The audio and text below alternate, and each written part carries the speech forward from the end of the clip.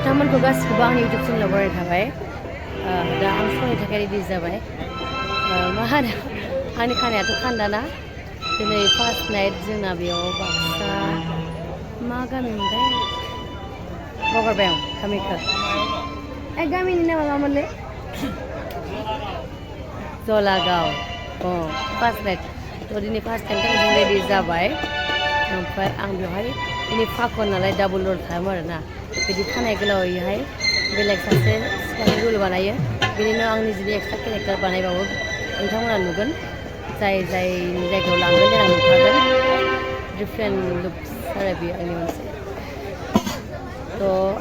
आंथ' श'खौ देखायनो हानाय नङा नै मिउजिक स्टाफफ्रा रेडि जाबाय मानसि जादों आरोना बिरादनो जा एसे हायो आं दिन्थिलांनो नाजानोसै